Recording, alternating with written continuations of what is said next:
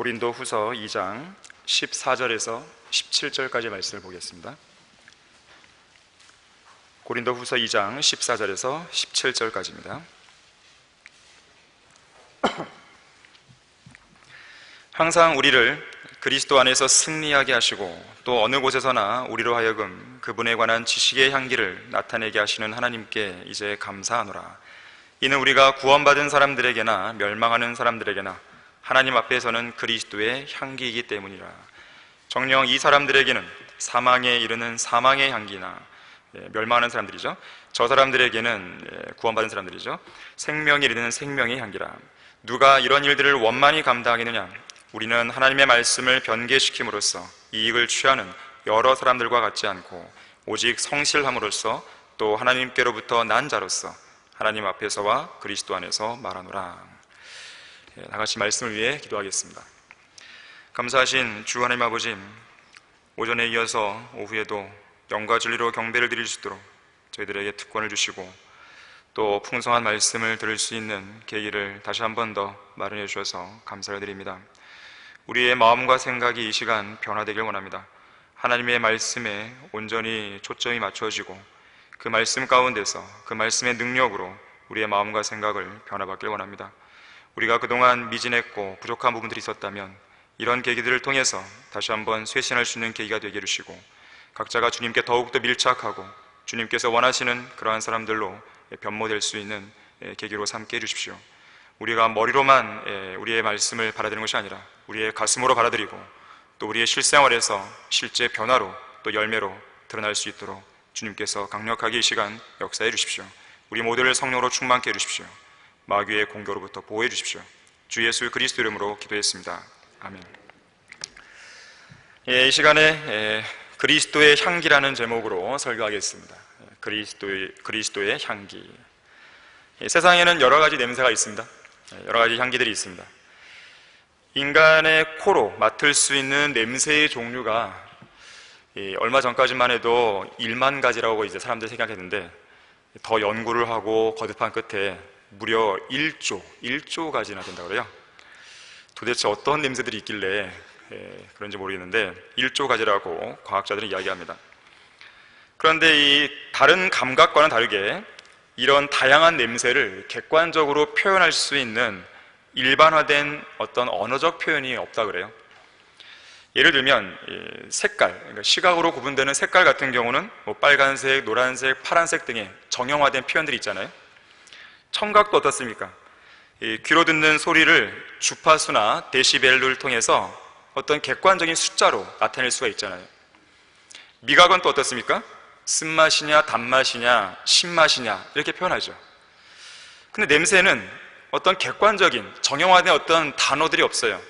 그래서 어떤 냄새를 표현할 때는 그 냄새를 뿜어내는 그 사물의 이름을 따서 하죠.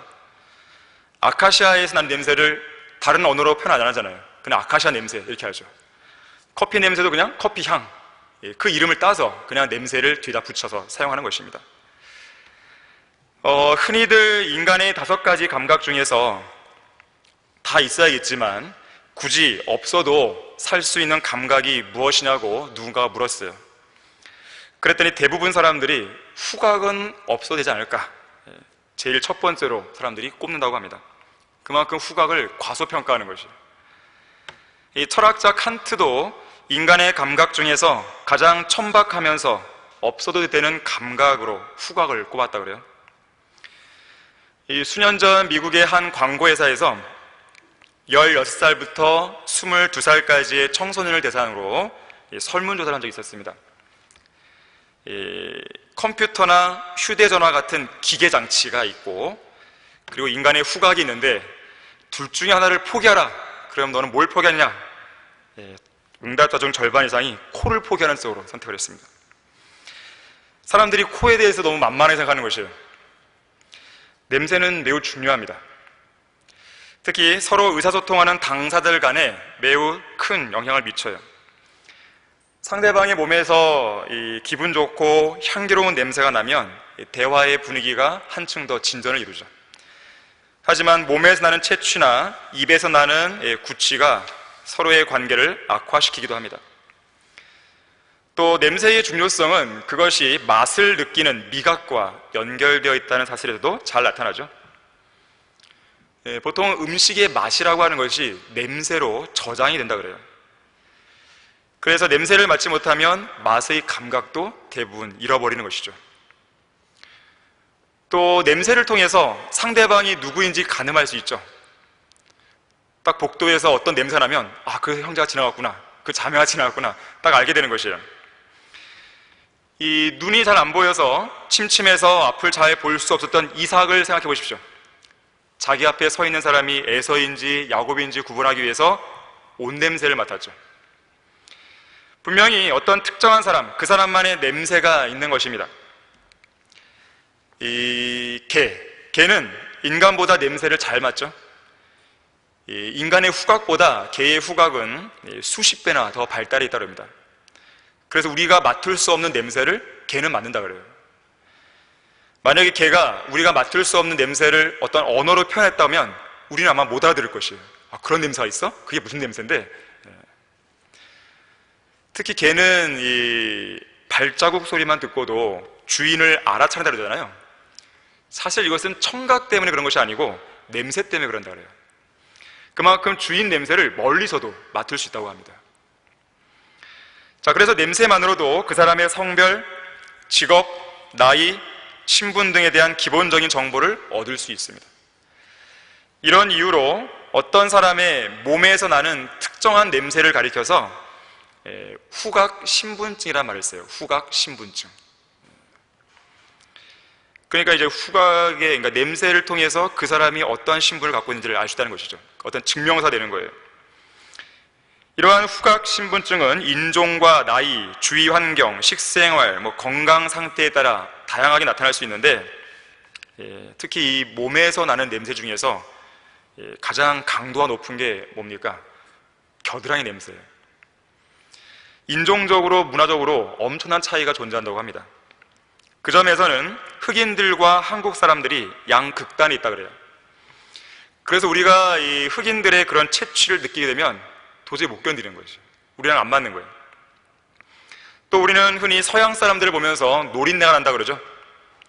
반대로 서양 사람들은 우리를 향해서 마늘 냄새 난다 그러고요. 그만큼 어떤 인종들만의 후각 신분증이 존재하는 것입니다. 자, 그런데 거듭난 성도들에게도 이런 후각 신분증이 존재합니다. 바로 그리스도의 향기예요. 그리스도인들에게서만 맡을 수 있는 냄새가 있어요. 독특한 냄새입니다. 성경은 우리를 독특한 백성이라고 그러죠. 자, 독특한 백성에게는 독특한 냄새가 있습니다. 왜냐하면 세상 사람들과 확연하게 구별되는 특징들이 있고 또 그들과는 분명하게 구분되는 독특한 향이 있는 거예요. 오늘 본문에서는 그리스도의 향기다라고 그랬어요. 그래서 어떤 성도가 자기의 몸에서 어떤 이 그리스도의 향기가 나지 않는다 그러면 그 사람은 그리스도인으로서의 정체성을 잃어버린 것입니다. 그리스도인으로서의 가치를 잃어버린 거예요. 독특한 백성으로서 지니고 살아야 할 가치를 잃어버린 것입니다. 이것을 다른 말로 하자면 영원에 대한 가치를 저버린 것이죠. 육신적이고 세상적인 그리스도인으로 전락했다는 뜻입니다. 이러한 성도는 순간의 재단에 영원한 것들을 불사르는 것에 있어서 조금 더 주저하지 않아요. 위의 것을 바라보기보다는 땅의 것을 바라보고 눈에 보이지 않는 영원한 것을 추구하기보다는 잠깐 보이다가 사라질 것들만을 추구합니다. 영적인 것들보다는 육신의 정욕을 추구하고 복음과 진리를 상실했고 하나님의 말씀에 관해 관심이 없어요. 영원에 관해 관심조차 없고 마음을 두지도 않습니다. 하늘나라에 대한 소망도 없고 예수 그리스도의 재림을 기다리지 않습니다. 그저 구원만 받은 거예요. 세상 사람들의 생활 방식과 전혀 구분이 안 되는 그런 사람들인 것이죠. 다시 말하자면 마땅히 풍겨야 할 독특한 그리스도의 향기를 상실해버린 것입니다. 우리의 5가지 감각 중에서 가장 민감하게 반응하는 것이 후각이라 그래요. 또 그렇게 민감하게 반응하는 만큼 쉽게 무뎌지고 환경에 빨리 적응하는 것이 또 후각이라 그럽니다. 옛날 재래식 화장실을 많이 경험하셨을 거라 생각이 듭니다. 그런 화장실에서 오랫동안 큰 일을 보다 보면 가장 먼저 반응하는 감각이 후각이에요. 그 다음이 시각입니다. 처음에는 냄새를 참기가 무척 힘들고 나중에는 눈이 시리고 따가울 정도가 되죠. 그런데 후각은 금방 적응이 됩니다. 무뎌져요. 그리고 조금만 있으면 냄새로 인한 고통은 금방 사라지게 됩니다. 적응을 해버리는 것이죠. 자, 이처럼 그리스도인은 세상의 더러운 것들에 적응하고 안주한 나머지 감각이 무뎌진 채로 그리스도의 향기를 잃어버리는 일이 생겨서는 안 되는 것입니다. 언제 어디에서든지 우리 몸에서는 예수 그리스도의 냄새를 풍기는 그런 사람이 될 수 있어야 돼요. 해외 여행자들에게는 자신의 국적과 신분을 증명할 수 있는 여권이 중요하죠. 마찬가지입니다. 이 세상에서 순례자요 나그네로 살아가는 성도들은 시민권이 하늘나라에 있음을 보여주는, 증명할 수 있는 이 후각 신분증, 그리스도의 향기를 잘 지니고 다녀야 되는 것이에요. 자, 그리스도의 향기가 되라. 첫 번째로요, 그리스도에 관한 지식의 향기를 나타내라 합니다. 오늘 본문 14절이죠. 항상 우리를 그리스도 안에서 승리하게 하시고 또 어느 곳에서나 우리로 하여금 그분에 관한 지식의 향기를 나타내게 하시는 하나님께 이제 감사하노라. 자, 우선 이 말씀을 잘 보시면 승리하는 삶에 대해서 약속을 해주고 있습니다. 우리 그리스도인들에게 승리하는 삶이 결코 불가능한 일이 아니라는 것을 우리에게 일깨워주고 있어요. 죄를 전혀 짓지 않고 사는 일이 불가능하다 해도 습관적으로 반복되는 고질적인 죄를 극복하고 죄가 우리의 삶을 지배하지 못하도록 만들 수 있다는 것입니다. 사도 바울은 분명하게 말하기를 그리스도 안에 있는 거듭난 그리스도인을 죄가 주관하지 못한다 그랬어요. 특히나 이러한 승리는 가끔 경험할 수 있는 승리가 아닙니다. 본문에 나오듯이 항상이에요. 항상 경험할 수 있는 승리라고 우리에게 약속해 주신 거예요. 로마서 8장 37절에서도 이 모든 일에서 우리를 사랑하시는 그분으로 말미암아 우리가 이기는 자들보다 더 나으니라 그랬어요. 또한 이 본문은 승리의 삶을 살기 위한 조건 하나를 우리에게 알려줍니다. 그리스도 안에서. 자, 그리스도 안에는 예수 그리스도를 믿고 구원받은 그리스도인만이 들어올 수 있는 것이고, 또 그리스도 안으로 들어온 성도는 죄와 사망을 이기고 부활하신 예수 그리스도의 승리를 소유할 수 있게 됩니다. 다시 말하자면 그리스도께서 이미 승리하신 기반 위에서 우리는 영적 전쟁을 싸우게 되는 것이에요. 이렇게 승리에 관한 확실한 약속이 주어져 있기 때문에 우리는 다른 누구도 기뻐할 수 없는 그런 상황에서도 기뻐할 수 있어요. 기뻐할 이유가 없는 그 상황에서도 기뻐할 수 있는 거예요. 그것이 그리스도 안에 있는 성도들이 가진 특권이고 승리인 것이에요. 자, 이렇게 그리스도 안에서 우리가 항상 승리할 수 있는 이유는 예수 그리스도의 피가 우리를 위해 흘려졌기 때문에 그렇습니다. 그 흘려진 피는 영원하신 하나님의 피로서 지금까지도 우리 안에서 뜨겁게 역사하고 있어요. 그래서 우리는 항상 그리스도의 피를 통해 하나님의 보좌로 나아갈 수 있습니다. 또한 항상 그리스도의 피를 통해 필요한 때에 도우시는 하나님의 능력을 경험할 수 있어요. 또한 항상 그리스도의 피를 통해 어떤 시련이나 역경 속에서도 승리할 수가 있는 것이죠.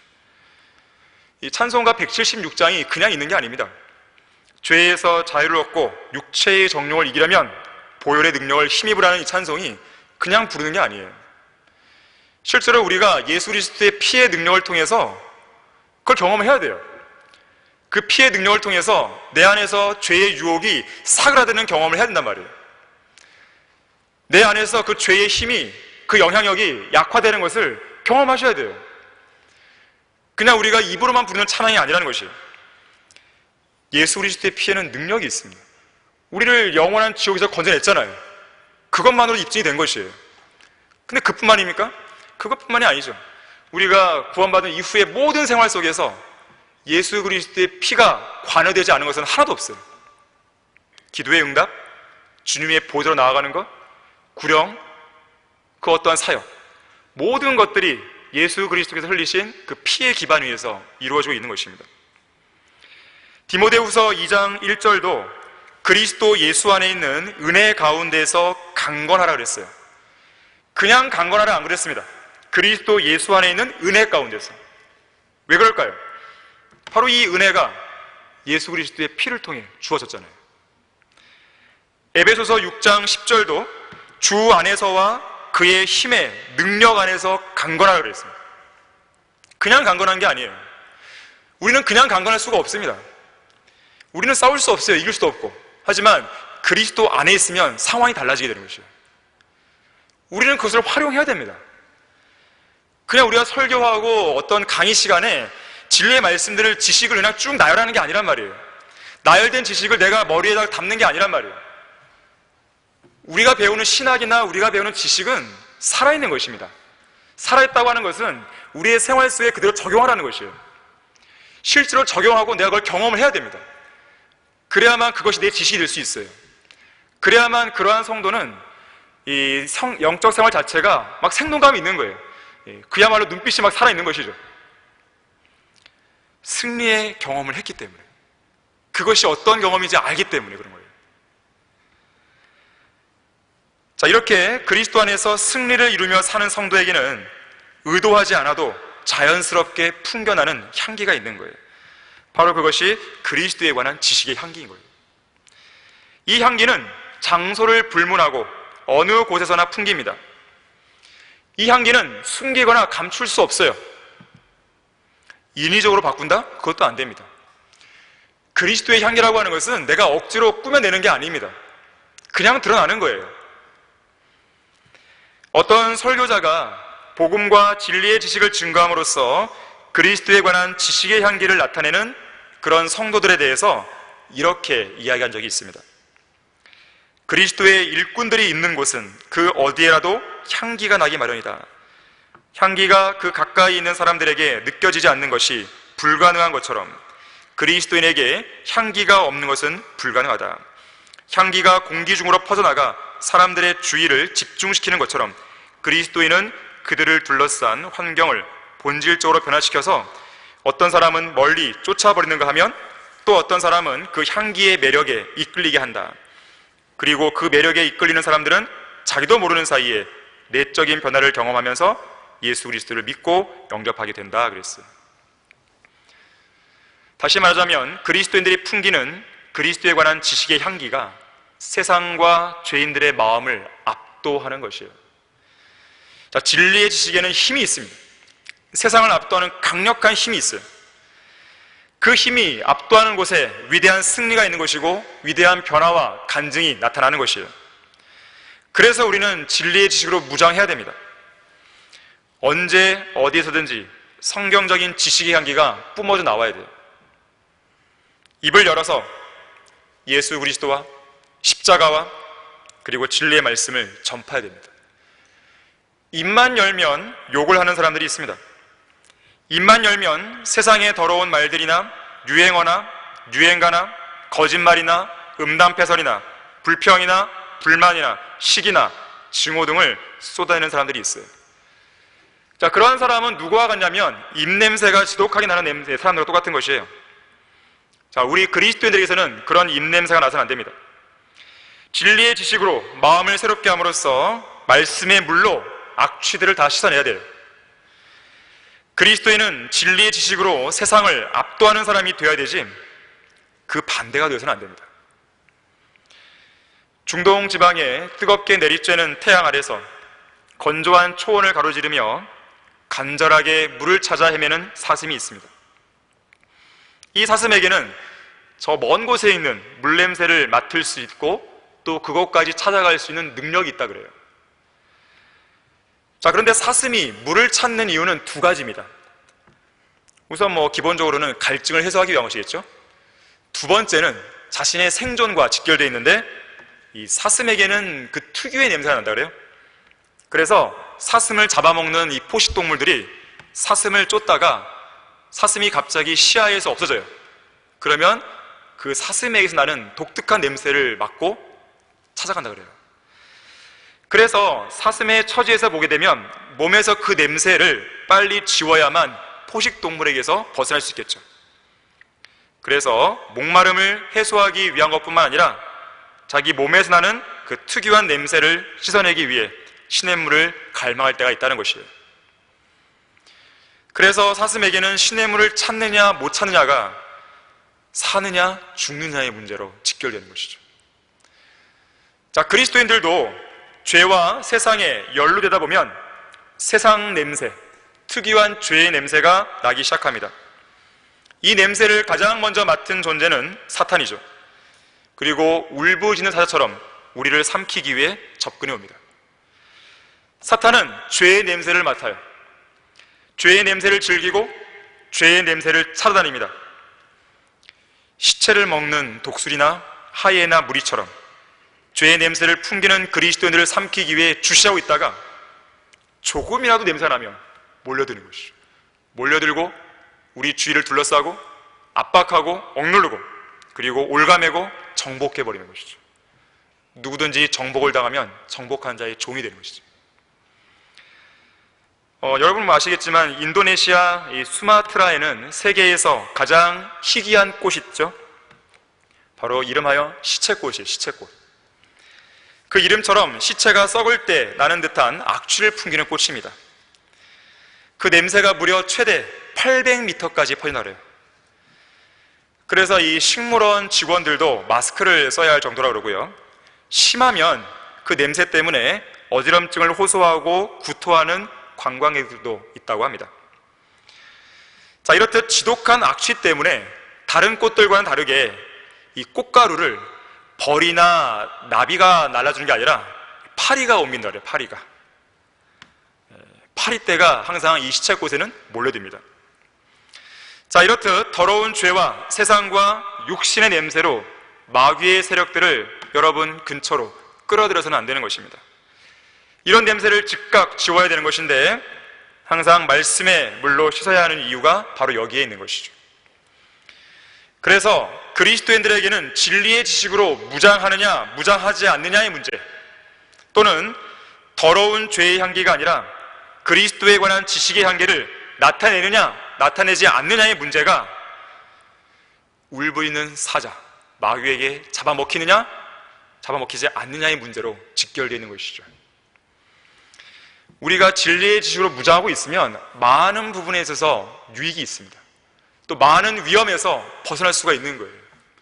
진리의 지식으로 무장하지 않다 보니까 100점 100패죠. 매번 똑같은 부분에서 또 넘어지는 것이죠. 그래서는 안 된다는 것이죠. 자, 언제 어디서든지 지식의 향기가 풍기는 곳에서는 항상 승리가 있습니다. 하지만 그 향기가 세상 쓰레기에 묻혀버리는 순간 결국 비참한 패배가 우리 안에 들어오는 것이죠. 자, 그리스도의 향기가 되어야 됩니다. 두 번째로 15절에서는 우리를 향해서 하나님 앞에서 그리스도의 향기라고 말합니다. 우리 모두가 그리스도의 향기예요. 이는 우리가 구원받은 사람들에게나 멸망하는 사람들에게나 하나님 앞에서는 그리스도의 향기이기 때문이라. 일반적으로 이 냄새는 과거의 경험과 맞물린 여러 가지 추억, 여러 가지 이미지들, 그리고 그에 따른 다양한 의미들을 내포하는 때가 있습니다. 어떤 영국 작가도 이렇게 말했어요. 향기는 추억을 불러일으키고 추억은 즐거웠던 옛날을 되돌려준다. 바로 향기에서 시작되는 것이죠. 그래서 때로는 어떤 냄새를 맡으면서 평소에 잊고 있었던 과거의 좋은 기억들을 떠올리기도 하는 거예요. 이 마르셀 프루스트의 소설 잃어버린 시간을 찾아서라는 소설이 있는데, 그 소설에서는 이 주인공이 마들렌느 케이크 한 조각을 입에 딱 넣었을 때 그 순간 묻어나는 그 특유의 향을 오랫동안 잊고 있었던 바로 어린 시절의 아름다운 기억을 떠올리게 만들었어요. 그러면서 이제 그 소설은 시작이 됩니다. 자, 그런데 냄새가 반드시 좋은 기억만 떠올리는 것은 아닙니다. 수년 전에 이 가습기 살균제를 사용했다가 무려 103명의 목숨을 잃게 했던 옥시 회사가 있었죠. 사실 그 유명한 데톨 비누도 이 옥시 회사의 제품입니다. 어린 시절 유치원에 가게 되면 늘 맡곤 했던 물감, 크레파스 냄새가 바로 이 데톨 향이에요. 그래서 같은 대톨향이라고 하더라도 어떤 사람에게는 순진했던 어린 시절에 유치원의 기억이 떠오르는가 하면 어떤 사람에게는 이 옥시 회사 때문에 아기의 죽음과 상실감을 기억하게 하는 고통스러운 냄새가 되기도 하는 것이죠. 같은 향인데 그것이 상황에 따라 다를 수가 있는 것이에요.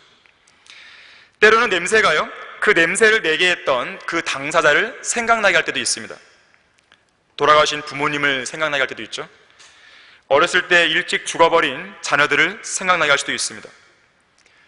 또는 냄새를 통해서 자신이 존경했던 사람이 그리워지기도 하는 것이죠. 러시아 출신의 미국 소설가 블라디미르 나보코브라는 사람이 있습니다. 이 사람은 이렇게 말했어요. 냄새만큼 과거를 완전하게 돌이켜주는 것도 없다 그랬어요. 그만큼 냄새가 많은 것들을 떠올리게 하는 거예요. 어떤 특별한 냄새가 그 사람의 빈자리를 더욱 크게 느끼도록 만드는 것이죠. 러커만 목사님이 돌아가신 지 벌써 만 5년이 지났습니다. 그분이 쓴 주석서들과 책들을 읽고 있노라면 그분의 냄새가 물씬 풍기죠. 그분이 지녔던 성경적인 믿음과 실행, 하나님과 성경에 대해 가졌던 뜨거운 사랑과 열정, 말씀의 푸른 초장으로 인도하는 풍성한 진리의 지식들의 냄새가 풍길 때마다 러커 목사님이 그리워지는 것이죠. 자, 무엇보다도 우리는 그분의 그런 냄새 속에서 강한 그리스도의 향기를 느낄 수가 있습니다. 왜 러커 목사님이 쓰신 책들이 그렇게 훌륭한 책인지 아십니까? 그 책은 성경을 높이고 있어요. 예수 그리스도를 높입니다. 하나님을 높이는 책이에요. 그래서 그 책은 존경받아 마땅한 책이에요. 여러분들이 주석서 읽을 때 그냥 읽지 않잖아요. 반드시 성경을 옆에 반드시 있어야 됩니다. 찾고 그러면서 감탄하고 이거구나 알게 되는 거 아니겠습니까? 자, 훌륭한 책은 성경을 높이는 책이에요.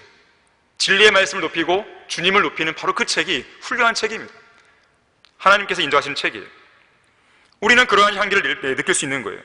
러커 목사님의 그런 족적을 통해서 우리는 그리스도의 향기를 물씬 맡게 되는 것이죠.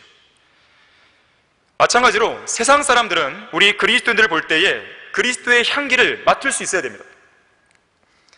그들이 그 향기를 맡으면서 성경에 나오는 예수 그리스도를 보고 느낄 수 있도록 만들어줘야 돼요.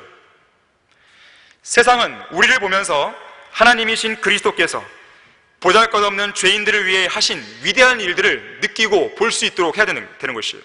그 냄새를 맡게 해야 됩니다. 세상 죄인들로 하여금 2000년 전에 우리를 위해 죽으신 예수 그리스도에 대한 기억을 떠올릴 수 있도록 만들어줘야 돼요. 방법은 우리를 통해 드러나는 그리스도의 향기를 통해서. 나의 향기가 아니에요. 그리스도의 향기입니다. 그리스도인의 향기도 아니에요. 그리스도의 향기예요. 그리스도의 향기는 그 어떤 걸로도 퇴색되게 만들어서는 안 돼요. 희석시키면 안 됩니다. 있는 그대로의 향기를 발산시켜야 돼요. 때로는 냄새가 인간의 행동을 조절할 수 있다는 걸 알고 계십니까? 예를 들면 비가 올 때 나는 흙냄새, 비가 올 때 나는 흙냄새를 맡게 되면 졸음이 더 밀려와요. 그 흙냄새는 인간에게 진정작용을 해줘서 비 오는 날 잠이 더 많아지게 된다고 합니다. 또 이제 막 구운 빵 냄새를 맡으면 낯선 사람들에게 더 친절하고 이타적인 행동을 한다는 연구 결과도 있습니다. 2012년에 사회심리학 저널에 게재된 프랑스 남부의 브리타뉴 대학 연구진의 연구 결과에 따르면 빵집과 옷가게를 비교해봤다 그래요. 그래서 사람들이 지나갈 거 아니겠어요? 일부러 사람들이 지나갈 때마다 이 소지품을 떨어뜨려요. 그러면 그걸 본 그 사람이 주워주는지 아니면 그냥 가는지 이거 실험하는 거였어요. 옷가게 앞에서는 52%의 사람들만 주워줬는데 빵집 앞에서는 77%의 사람들이 주워줬다는 통계가 나왔어요. 흥미로운 통계입니다. 그만큼 빵을 굽는 맛있는 냄새가 사람의 기분이 좋아지게 만드는 작용을 한다는 것이에요. 그리고 그것이 행동으로 나타나게 한다는 결과입니다. 자, 우리 그리스도인들은 그리스도의 향기를 제대로 발산을 하게 되면 우리를 주시하는 세상 사람들로 하여금 무언가 반응하고 움직이게 만들 수가 있습니다. 자, 그것이 긍정적인 것이든 부정적인 것이든 관계없어요. 상대방이 움직이게 할 정도로 강력한 향기를 발산해야 되는 것이 우리의 의무입니다. 우리가 풍기는 그리스도의 향기를 통해서 그 향기를 맡는 그러한 사람들이 예수 그리스도를 믿고 구원받게 하든지, 아니면 그 향기로 인해서 우리를 더욱더 반대하고 대적하든지 가타부타 어떤 반응을 나타내게 해야 되는 것이에요. 이것도 저것도 아닌 식의 어떠한 미동도 없는 미지근한 반응은 차갑고 비판적이고 부정적이고 대적하는 그러한 반응보다 훨씬 더 나쁜 거예요. 무언가 결정을 보셔야 돼요. 루터는 그리스도의 향기를 너무나 강력하게 풍기고 다녔던 사람입니다. 그래서 누구의 편에 서 있는가에 따라서 이 마틴 루터에 대한 평가는 극과 극으로 극명하게 갈려요. 하나님의 말씀의 편에 서 있는가, 아니면 교황 편에 서 있는가에 따라서 극명하게 루터에 대한 평가는 갈리게 됩니다. 교황 레오 10세는 마틴 루터를 술 취한 독일놈 그랬어요. 또 교황 편에 서 있던 제롬 알레안더는 루터를 바보, 개, 쌍놈 이렇게 불렀어요. 반면에 피터 모셀라누스는 루터에 대해서 예의 바르고 현명하고 활달하고 신선하고 침착한 인물이라고 평했습니다. 마틴 루터가 설교하면 항상 반응이 두 가지로 극명하게 갈려요. 침을 뱉고 뺨을 때리고 가든지, 아니면 그 앞에서 무릎 꿇고 눈물을 흘리며 진심으로 회개하든지 둘 중 하나였습니다. 그리스도의 향기가 제대로 발산된 것이에요. 어중간하게 반응하는 사람이 없다 그래요. 여러분들이 거리 설교할 때 그러한 극명한 반응이 나타나고 있습니까? 막 사람들이 못 견뎌하나요? 아니면 사람들이 나와서 예수님을 믿나요? 자, 둘 중에 하나를 나타낼 수 있는 강력한 설교를 하셔야 됩니다. 여러분에게 거리 설교와 구령 장소가 주었다는 것은 여러분에게만 주신 하나님의 귀한 사역지예요.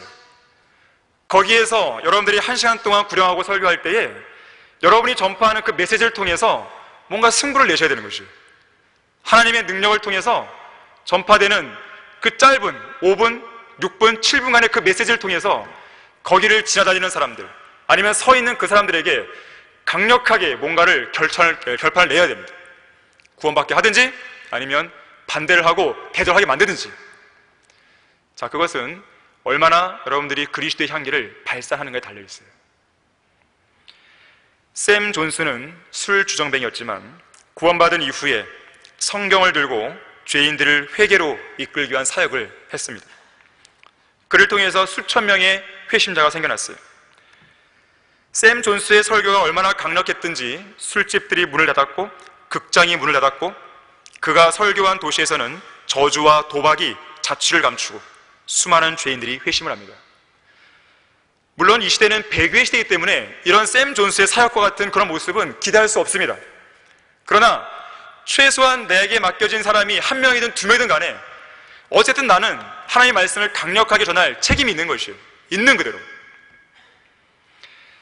한 번은 샘 존스의 집회에서 구원받은 어떤 사람이 샘 존스에게 가장 적합한 묘비 문을 이렇게 남겨줬다 그래요. 샘 존스는 강단에 서 있는 것이 아니라 그의 먹이에 바싹 다가선 채 그의 청중들 바로 옆에 서 있었다. 그는 청중의 자긍심과 자기 만족감을 여지없이 무너뜨렸다. 신음과 훌쩍임과 눈물 속에서 청중들은 무릎을 꿇었고 고통 가운데 큰 소리로 울었다. 그때 그는 우리 죄인들에게 그의 살인 청부업자들을 보냈다. 그는 우리의 마음밭을 샅샅이 갈았다. 그는 우리를 몰아붙였고 조롱했으며 우리에게 호통쳤고 우리를 비웃기도 했다. 그는 우리를 보고 귀가 축 처진 사냥개라고 부르기도 했고 술고래, 맥주에 쩔은 놈들이라고 불렀다. 그는 우리 모두가 위선자이며 거짓말쟁이라고 분명하게 말했고 우리들 대부분을 도둑질도 할 놈들이라고 거칠게 꾸짖었다. 그의 설교 이후 마을은 더 이상 옛날 그대로가 아니었다. 도박은 사라졌고 길거리에서는 욕지거리가 자취를 감추었으며 술집들은 문을 닫고 말았다. 그랬어. 거리에서 설교하는 형제님들이 많이 계시는데 하신다 그런다면 제대로 하셔야 됩니다. 어설프게 설교하시면 안 됩니다. 짧은 메시지라도 반드시 들어가야 할 복음의 메시지가 들어가는 가운데에 나에게 주어진 그 짧은 시간을 잘 활용하셔야 됩니다. 나의 잘못된 설교 하나가 방금 구원받을 수 있는 그 성도를 놓칠 수가 있는 거예요. 그래서 자신이 준비가 덜 됐다고 한다면 하지 않는 게 낫습니다. 굳이 다른 사람들의 눈치를 봐가면서 설교 시간을 때울 필요가 없습니다. 그럴 이유가 없습니다. 제대로 준비하고 제대로 기도하고 그리고 제대로 된 설교를 하셔야 됩니다. 그래야지만 거리 설교와 구령의 사역이 지금도 잘 해오셨겠지만 더 효과적인 사역을 이룰 수가 있는 것이에요. 자, 그리스도의 향기를 우리는 제대로 발산해야 한다는 것입니다. 자, 그리스도의 향기가 되라. 마지막으로 우리는 생명의 향기이자 사망의 향기라고 말합니다. 본문 16절에서는 이는 우리가 구원받은 사람들에게나 멸망하는 사람들에게나 하나님 앞에서는 그리스도의 향기이기 때문이라.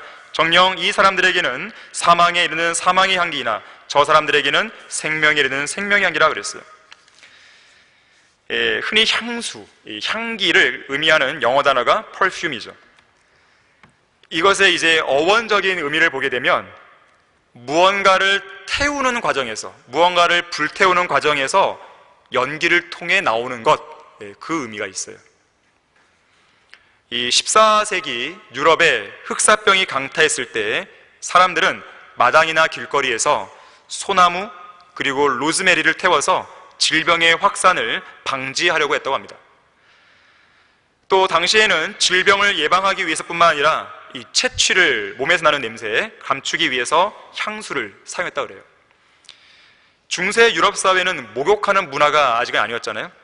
그래서 향수를 뿌려서 땀 냄새를 감추고 몸에서 나는 자연스러운 냄새와 섞이게 했던 것입니다.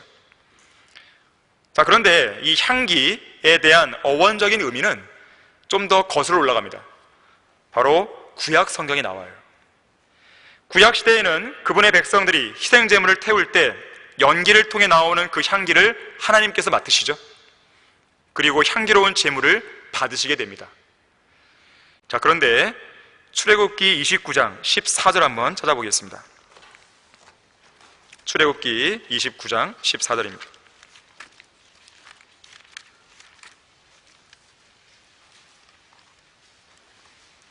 29장 14절. 그러나 그 수송아지의 고기와 그 가죽과 똥은 진영 밖에서 불사를 지니 이것이 속죄 제사니라 그랬어요. 자, 여기 보게 되면 고기를 불태우죠, 가죽을 불태우죠, 똥을 불태웁니다. 그것도 진영 밖에서. 왜 그러냐면 이걸 태우면 냄새가 매우 고약하거든요. 이 구절을 신약적으로 적용해 보면 히브리서 13장 12절과 13절의 말씀과 잘 어울립니다. 그런즉 예수께서도 자신의 피로써 사람들을 거룩하게 하시려고 성문 밖에서 고난을 받으셨느냐 그랬어요. 진영 밖에서, 성문 밖에서. 성문 밖, 곧 진영 밖에서 예수님께서 자신을 온 인류를 위한 속죄 제물로 드렸을 때 하나님께서는 그 제물을 받으셨고 향기로운 냄새를 맡으셨던 것입니다. 그러면서 이어지는 히브리서 13장 13절에서는 그러므로 우리도 그의 수치를 짊어지고 진영 밖에 있는 그에게로 나아가자 그랬어요. 예수님께서 진영 밖으로 나가셔서 자신의 몸을 희생제물로 드렸듯이 그분을 믿고 구원받은 우리 역시 진영 밖에 있는 예수님께로 나아가야 됩니다. 나아가서 뭘 해야 되는 것인가? 뭔가를 태워야 됩니다. 우리도. 뭘 태워야 되는 것인가? 아까 출애굽기 29장 14절에서는 고기와 가죽과 똥을 태우라 했는데 우리는 과연 뭘 태워야 되는 것인가? 자, 우리의 고기와 가죽에 해당되는 부분이 바로 우리의 육신이죠. 육신. 우리의 육신을 죄에 대해서, 자아에 대해서, 세상에 대해서 죽은 것으로 여기는 것이죠. 그렇게 불태우는 것입니다. 또한 우리는 똥을 태워야 됩니다. 똥은 배설물이죠. 사도 바울은 빌립보서 3장 8절에서 이전에 자신이 몸담고 있던 종교, 그 유대교를 배설물로 여긴다고 했습니다. 자, 이런 모든 것들을 불필요한 쓰레기와 더불어서 다 진영 밖으로 가져와서 불태워야 되는 것이죠. 이 사도행전 19장에 보게 되면 에베소에 있는 어떤 마술사들이 구원받은 이후에 그들의 마술책들을 무려 은 5만 개어치나 불태웠다 합니다. 은 5만 개어치. 오늘날의 돈으로 환산해 보면 약 3억 원어치예요. 그에 상응하는 모든 책을 다 불태워버린 거예요. 구원받은 이후에. 제가 알고 있는 어떤 형제님은 학창시절에 구원받았을 때 그 전에 들었던 모든 세상 노래 테이프들을 마당으로 갖고 나와서 다 불태웠다 그랬어요. 이것이 바로 개혁이에요. 이게 바로 부흥입니다. 여러분은 구원받은 이후에 무엇이 달라졌습니까? 바른 성경을 발견하고 진리를 깨달은 뒤에 무엇이 달라졌습니까? 무엇을 버렸습니까? 진영 밖으로 나가서 무엇을 불태워버렸습니까? 아무것도 안 태우고 여전히 똑같습니까? 달라진 게 아무것도 없다면 그 사람은 무언가가 잘못된 것이에요. 구원을 받지 못했든지 아니면 성장이 없는 거죠. 여전히 버리지 못한 게 있다면 그 사람은 진리를 알고 나서도 시간을 낭비하고 있는 것이나 다름없습니다. 우리가 음란과 정욕과 술취함과 방탕과 연락과 혐오스러운 우상숭배를 행하여 이방인들의 뜻을 행한 것은 지난날의 생활로 충분하도다. 저는 이 말씀을 자주 곱씹어 봅니다. 충분하다 그랬어요. 충분하다 그랬어요. 우리가 과거에 죄 가운데 뒹굴었던 것들 충분히 뒹구른 것이에요. 나이가 몇 살든지 관계없이 충분히 뒹군 것이. 그러한 쓰레기들을 다 치워버려야 됩니다. 그리고 진리의 지식으로 우리 안을 가득 채워야 돼요. 쓰레기들을 치워버리고 순수한 마음, 선한 양심, 가식 없는 믿음으로 채워야 됩니다. 육신의 일들을 치워버리고 성령의 열매로 가득 채울 수 있어야 돼요. 이것이 바로 하나님의 은혜와 자비를 받은 사람으로서의 올바른 행보입니다. 이것이 바로 이방인들의 뜻을 행한 것은 지난날의 생활로 충분하다는 것을 깨달은 사람만이 할 수 있는 행보예요. 여전히 좀 더 여지가 있지 않겠어? 라고 하는 사람들은 여전히 또 뒹구고 있는 것이죠. 언젠가 저는 이 안산에 있는 소각장에서 쓰레기를 태우는 모습을 옆에서 지켜본 적이 있었습니다. 전에 다니던 회사가 이제 의료회사였기 때문에 이 의료회사는 이제 브랜드가 되게 중요하거든요. 그 브랜딩이라고 하는 것이. 그러다 보니까 이제 아주 오래된 이제 제품들은 우리가 뭐 재고로 이제 판매를 하기도 하지만은 결국에 팔고 못 팔고 남은 것들은 이 시중에 그냥 유통을 안 합니다. 헐값에 안 팔아 넘겨요. 그냥 태워버립니다. 물론 우리가 기증도 하죠. 하지만 그래도 남은 것들은 유통시키지 않고 반드시 태워요. 그러면 그냥 우리가 업체에다 의뢰해서 태우면 몰래 이걸 빼돌려갖고 유통시킬 수 있기 때문에 반드시 직원이 따라가야 돼요. 그래서 저는 이제 가끔씩 이제 간 적이 있었는데 안산에 있는 이 소각장에서 쓰레기를 태웠는데 처음 봤었어요. 5분을 못 있겠어요. 거기서 역겨워갖고 냄새가 처음 경험한 것이었어요. 자, 이처럼 우리가 진영 밖에서 우리가 육신과 우리가 가진 더러운 배설물 쓰레기들을 태울 때 세상 사람들이 느끼기에는요 그것이 지독한 악취로 느껴져요.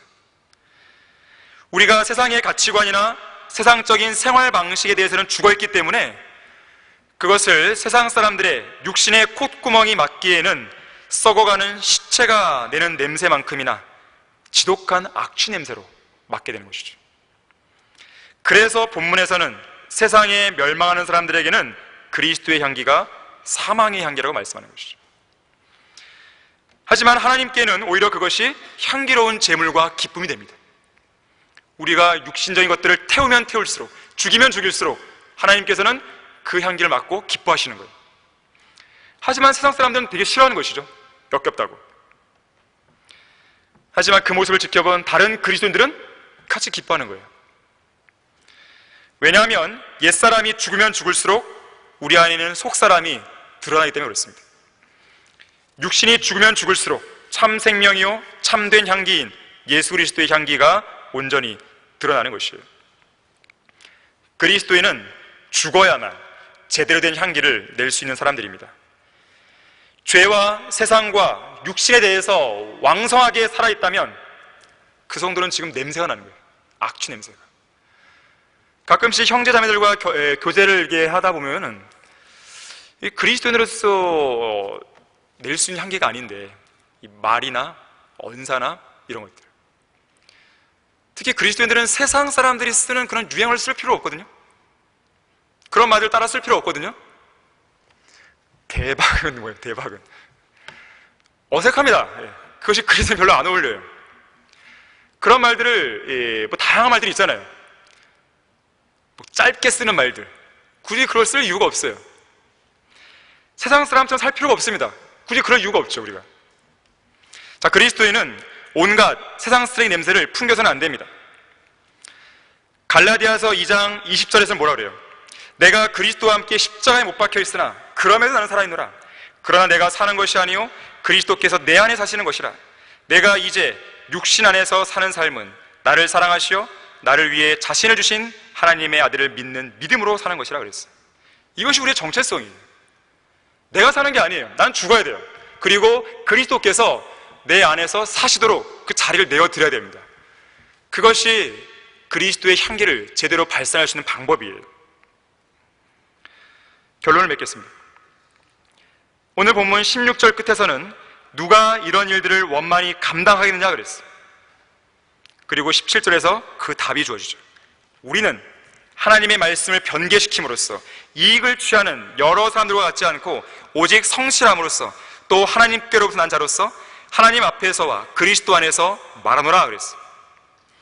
자, 그리스도의 향기의 역할을 원만하게 감당할 수 있는 자격은 아무에게나 있는 것이 아닙니다. 어떤 식으로든지 하나님의 말씀을 변개시키지 않는 사람만이 자격이 있어요. 또 성경을 변개시킴으로써 이익을 취하지 않는 사람들, 항상 성실하고 또 하나님께로부터 난 새로운 피조물로서 하나님 앞에서와 그리스도 안에서 정직하고 담대하게 말하고 진리를 실행할 수 있는 용기 있는 성도, 바로 그러한 성도가 그리스도의 향기를 원만하게 감당할 수 있는 거예요. 그렇지 않은 사람이 감당하게 되면 위선자의 모습만 드러나는 게 되는 것이죠. 또 하나의 역겨운 냄새가 풍겨나는 것입니다. 원만히 감당할 수 없는 사람들이 함부로 감당을 했다가는요, 때로는 괜한 사람들을 죽일 수 있는 독이 될 수도 있어요. 위험한 향기가 될 수 있습니다. 서인도 제도에 가게 되면 이 만찬일이라고 불리는 나무가 있어요. 만찬일. 모양이 상당히 아름답습니다. 매혹적이에요. 열매도 사과와 비슷하게 생겼어요. 아주 먹음직스럽게 보입니다. 향기로운 냄새도 납니다.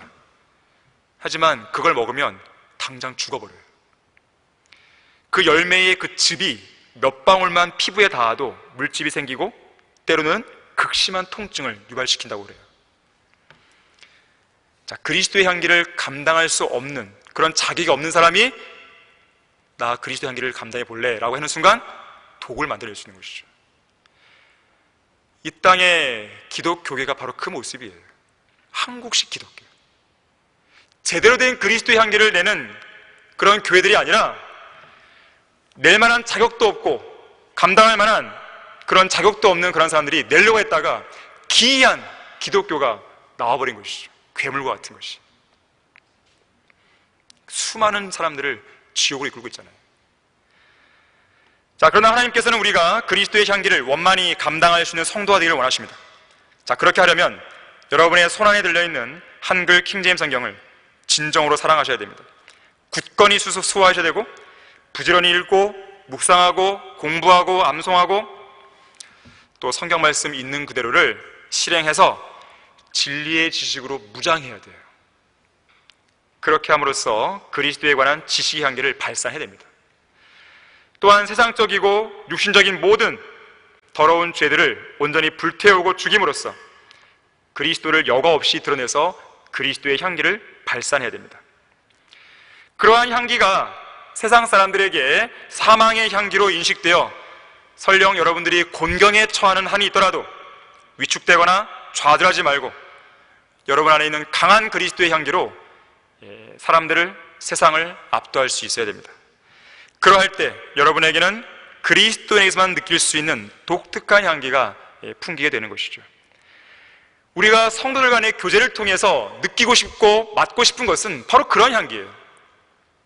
세상에 때가 묻지 않은 순수한 마음, 선한 양심, 가식 없는 믿음과 사랑에서 나오는 그야말로 참된 순수한 그리스도의 향기를 우리는 서로 간에 풍기고 도전을 주고 세워서 나가야 되는 것이죠.